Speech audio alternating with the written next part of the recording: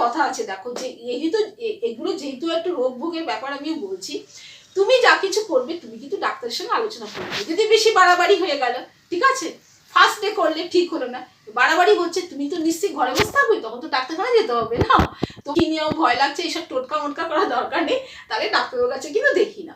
আর সবার বন্ধুরা সবাই ভালো আছে তো? আজকে আমি তোমাদের সাথে শেয়ার করবো যে সর্দি কাশি জ্বর হলে ঘরোয়াভাবে আমরা প্রথমে কি করতে পারি। তো আমি যেটা করি সেটাই করছি।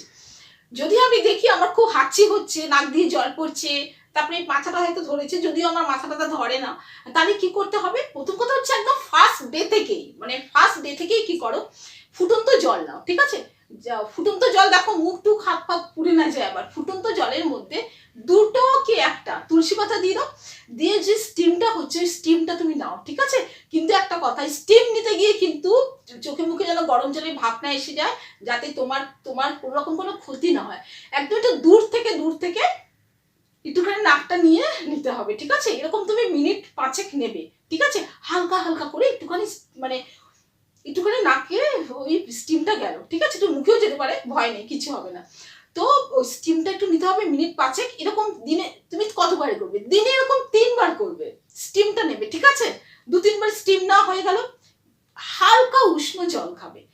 হালকা উষ্ণ জল রেখে দাও, মাঝে মধ্যে জলটা বেশি করে এই সময় খেতে হবে। তুমি স্টিম নিচ্ছ, হালকা উষ্ণ জল খাচ্ছ, তার সাথে আর কি করবে? তার সাথে কি করবে?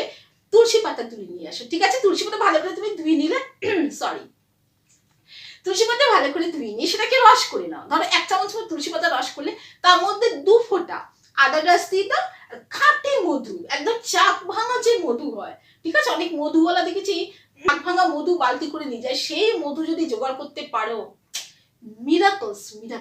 তো সেই মধু ওর মধ্যে তুমি 1/2 চামচ মতো দিয়ে দিলে, তাহলে 1/2 চামচ মতো একটু মধু দিয়ে দিলে, তুলসী পাতাটা সাদা রস, ওটাকে নিয়ে তুমি কি করবে? দিনে 3 বার একটু চেটে চেটে খাবে। সকালে একবার খাওয়া হয়ে গেল, তার 1 ঘন্টার মধ্যে কিছু না খেলে, খালি পেটে খেলে ভালো হয় এগুলো। সকালে একবার খাওয়া হয়ে গেল, দুপুরে একবার খাওয়া হয়ে গেল, সন্ধ্যেবেলা একবার খাওয়া হয়ে গেল। এরকম তুমি কন্টিনিউ করতে থাকো যতক্ষণ না ওই সর্দি কাশিটা ঠিক হচ্ছে, ঠিক আছে? একটু ফল একটু বেশি করে খাও এই সময়, হ্যাঁ, একটু হালকা পাতলা খাও, একটু রেস্টে থাকো, হ্যাঁ। আর মাথাটা তুমি ভালো করে ধুয়ে নিলে, ঠিক আছে? মাথায় কিন্তু গরম জল দিতে নেই, মাথা ধুয়ে নিলে, গা পা মুছে নিলে, রোজ আর জামা কাপড় ছেড়ে নিলে, হ্যাঁ, একটুখানি পজিটিভ থাকো, এরকম করলে। আর জ্বর বেশি হয়ে গেলে কি হয়, লোকে মাথায় জল পটি টটি দেয়, হ্যাঁ, যেটা আমি বাড়িতে করি আর কি। তো আশা করি এরকম করলে কিন্তু ঠিক হয়ে যাওয়ার কথা। এবারে আমার যে ফেভারিট ডাক্তারবাবুর কাছে তুমি নিশ্চয়ই যাবে, ডাক্তারের অ্যাডভাইস নিলে, তার সাথে সাথে তুলসী পাতা মধু আদা রসে খাওয়া হলো, তাহলে তো ভীষণ তাড়াতাড়ি তুমি কিন্তু কিওর হয়ে যাবে। হ্যাঁ, ডাক্তারবাবু তো হাতের কাছে আছেনই। সবাই ভালো থাকে, সবাই সুস্থ থাকো।